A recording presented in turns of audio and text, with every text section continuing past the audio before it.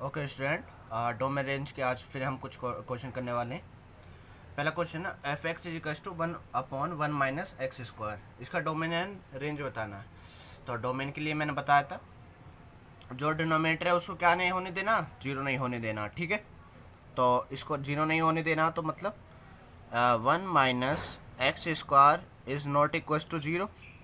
ठीक है, तो क्या हो जाएगा ये 1 माइनस एक्स और 1 प्लस एक्स लिख लूँगा मैं इसको यहाँ से। एक्स की वैल्यू क्या आ गई यहाँ से, एक्स की वैल्यू क्या क्या नहीं होनी चाहिए, एक 1 नहीं होनी चाहिए और -1 नहीं होनी चाहिए। तो यानी ये दो ही जगह हमें नुकसान करेगा, एक 1 पे और -1 पे। तो इन दोनों को हम क्या करेंगे, डोमेन से हटा देंगे। तो डोमेन से इनको हटा दो,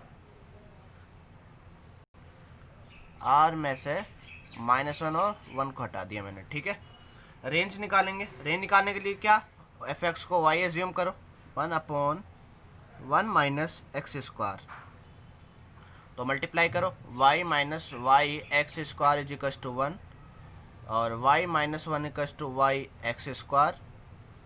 x square is equal to कितना आ गया, y माइनस 1 अपॉन वाई, और x कितना आ गया plus minus under the root y minus 1 upon y. ठीक है, हमें ये पता है x क्या -1 और 1 नहीं होना चाहिए, ये हम पहले बता चुके हैं। लेकिन हमारे यहाँ पे क्या करा, एक तो ये वाली जो चीज़ है अंडर द रूट में, ये क्या होनी चाहिए, पॉजिटिव होनी चाहिए। ठीक है, या जीरो होनी चाहिए। और क्या नहीं होना चाहिए, y कस टू जीरो भी नहीं होना चाहिए। और y कस टू जीरो होगा तो x को ये इनफाइनाइट कर देगा। ठीक है, तो दिक्कत कर देगा यानी। तो x y की जीरो सच में नहीं होनी चाहिए। बैक जाकर चेक करेंगे, यहाँ पर आओ। y की वैल्यू जीरो नहीं आ सकती क्या किसी भी x के लिए। x की वैल्यू अगर मैं जीरो डालता हूँ तो 1/1 मिलेगा। तो इस y की वैल्यू मुझे जीरो, कोई भी नंबर डालो मैं x की जगह, -1 को छोड़ के, तो y की वैल्यू मुझे कभी भी जीरो नहीं मिलने वाली है। इसका मतलब मैं क्या करूँगा, y कस टू जीरो को अपने क्वेश्चन में सॉरी रेंज में इंक्लूड करूँगा। y कस टू जीरो को मैं क्या करूँगा, अब इंक्लूड करूँगा। इसको चेक करते हैं, इसको बनाओ नंबर लाइन पे। पहला ये y है, यानी y को मैंने जीरो के इक्वल किया तो y कस टू जीरो, जीरो को मुझे क्या करना है, इंक्लूड करना है। तो क्या आएगा, क्लोज वाला ब्रैकेट। ठीक है, और y कस टू 1, सॉरी यहाँ पे y कस टू ये ओपन आएगा, y कस टू जीरो। क्यों, अगर मैंने जीरो ले लिया, जीरो को इंक्लूड कर लिया, ये तो इनफाइनाइट बन जाएगा, तो काम खराब कर देगा ना। तो इसको हटाना पड़ेगा, जो जीरो पे है ये क्या करना पड़ेगा, इसको हटाना पड़ेगा। ठीक है, इंक्लूड भाई करना पड़ेगा, लेकिन लेंगे नहीं। ठीक है, उसको नेक्स्ट y कस टू 1 को तो ले सकता हूँ मैं, 1 डालता हूँ तो वो जीरो के इक्वल आएगा। तो 1 यहाँ पे मैंने डाला, तो इसको क्या करूँगा, मैं इंक्लूड करूँगा। बस इसी में क्या करना, अब 1 से कोई वैल्यू बड़ी डालो, 2 - 1/2, वो पॉजिटिव आई। ऐसे 0 1 के बीच में डालोगे तो वो नेगेटिव आएगी। 0.5 डालो, 0.5 -1 -0.5 अपॉन 0.5, -1 आ जाएगा। ठीक है, तो ये नेगेटिव आएगा। ऐसे ही जीरो छोटी -1 ली मैंने, -1 -2 अपॉन -1, ये हो जाएगा 2, यानी पॉजिटिव। ठीक है, ये क्या करते हैं हम पता लगाने के लिए कि पॉजिटिव होगा नेगेटिव होगा, इससे कोई बड़ा कोई भी नंबर ले लो, इन दोनों बीच में कोई नंबर ले लो, इन दोनों के बीच में कोई नंबर ले लो। अगर पॉजिटिव आता तो हम पॉजिटिव साइन लगा देंगे, नेगेटिव आता है नेगेटिव साइन लगा देते हैं। बस अब अपनी रिक्वायरमेंट देख लो कि y अपॉन -1 क्या होना चाहिए, जीरो से बड़ा होना चाहिए, यानी क्या होना चाहिए, पॉजिटिव होना चाहिए। तो कौन कौन सा रीजन, एक तो ये वाला, ठीक है, एक तो ये वाला रीजन, सेकंड ये वाला रीजन, दो रीजन आए हमारे पास।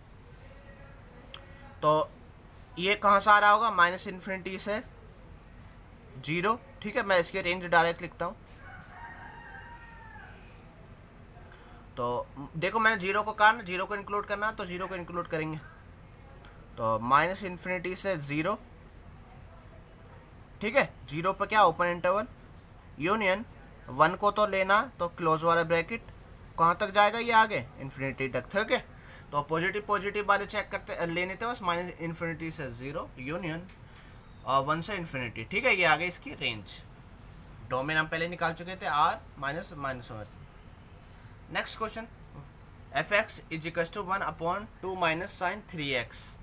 तो मैंने बताया था जब भी ट्रिग्नोमेट्रिक फंक्शन आए तो क्या करना है, पहले इसको देखो, इसमें तो यार ये आ गया डिनोमिनेटर में, तो इसको चेक करना कि कहीं किसी x के लिए ये जीरो तो नहीं बन जाएगा। चेक करते हैं एक बार, अभी हमें नहीं पता यहाँ से। तो साइन 3x की वैल्यू जो होगी वो मुझे पता -1 और 1 के ही बीच में होगी, ये तो मुझे कन्फर्म है। अगला क्या चाहिए मुझे, माइनस साइन एक्स। तो मैं जब माइनस से मल्टीप्लाई करूँगा ये वाला पहले आ जाएगा, तो ये वाला पहले आ गया -1, यहाँ आ गया ये माइनस साइन 3x, और ये -1 +1 हो जाएगा -1 से मल्टीप्लाई होके। नेक्स्ट क्या है मेरा, इसमें 2 ऐड कर दो, तो -1 + 2,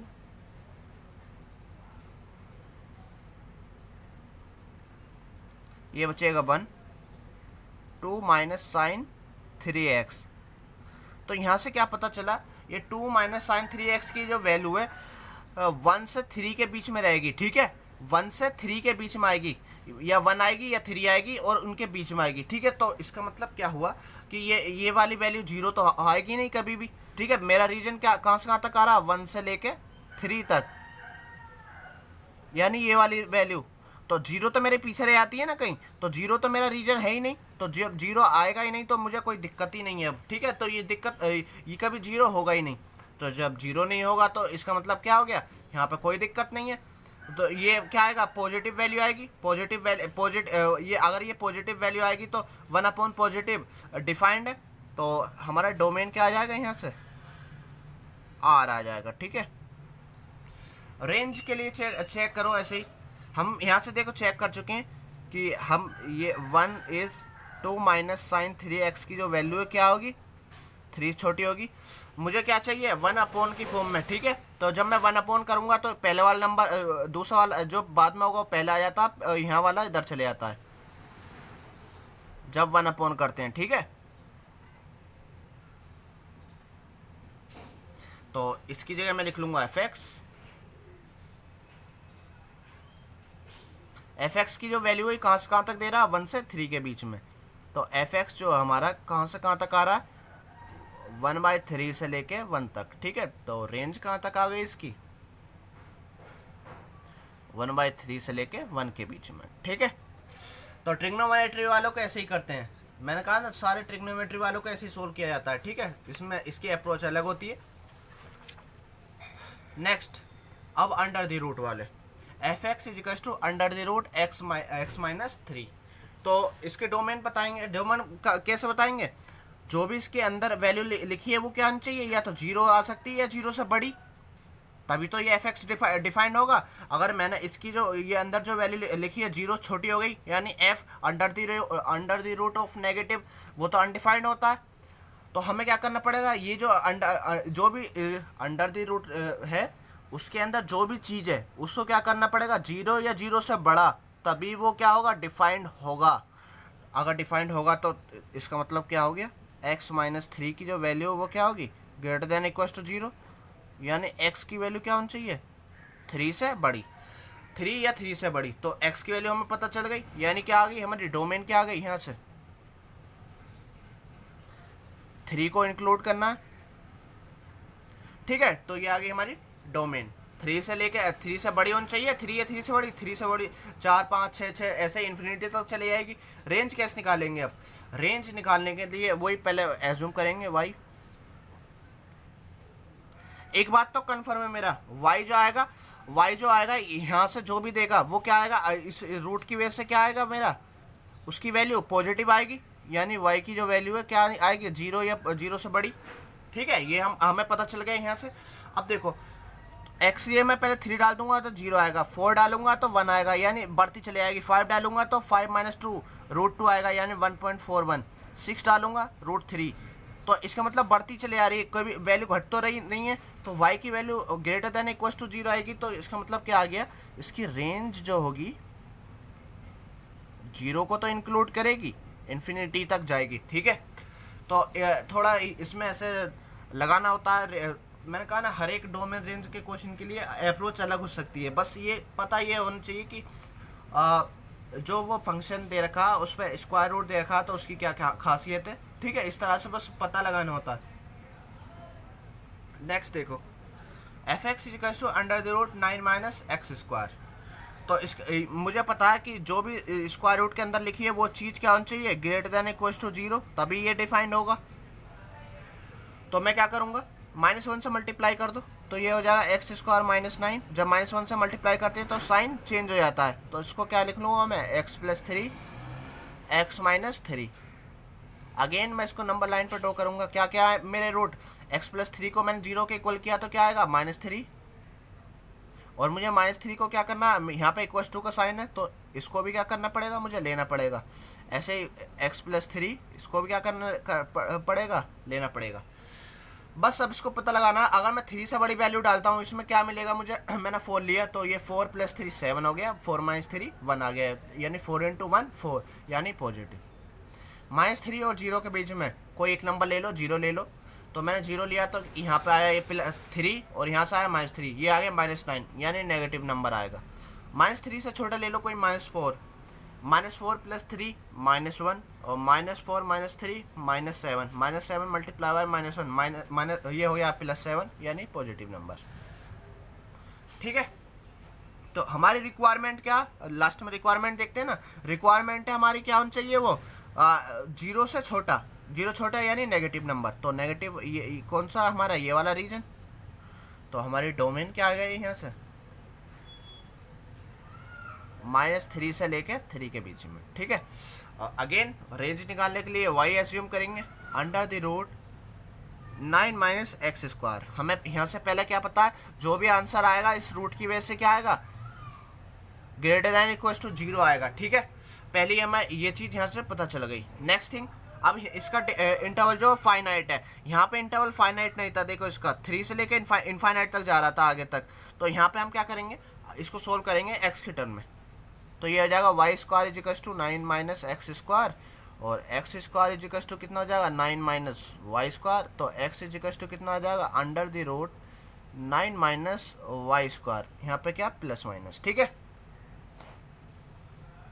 आगे देखो, अब देखो यही फिर से इस x को डिफाइन होना तो क्या होना पड़ेगा, इस रूट के अंदर जो चीज़ लिखी है उसको मैं क्या करूँगा, जीरो या जीरो से बड़ा। अगेन ऐसे माइनस वन से मल्टीप्लाई की मैंने, यहाँ से ये क्या आ जाएगा y प्लस थ्री और y माइनस थ्री।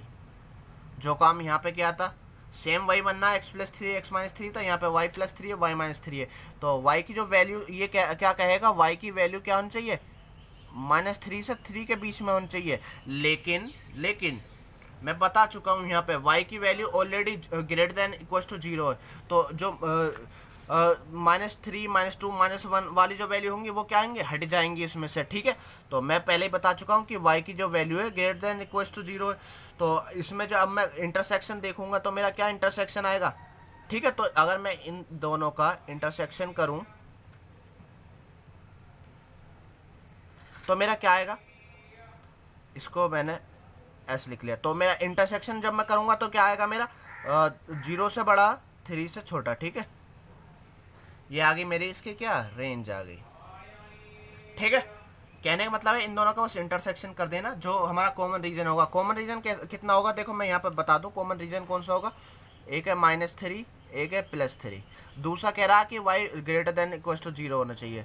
तो y greater than equal to zero, तो जीरो तो कहीं यहाँ पर होगा इसके अकॉर्डिंग। ठीक है, तो मेरा कॉमन रीजन कौन सा होगा, ये कह रहा है कि y की वैल्यू ऐसे होनी चाहिए, और लेकिन ये कह रहा है y की वैल्यू ऐसे होनी चाहिए। तो मेरा जो कॉमन रीजन कौन सा है,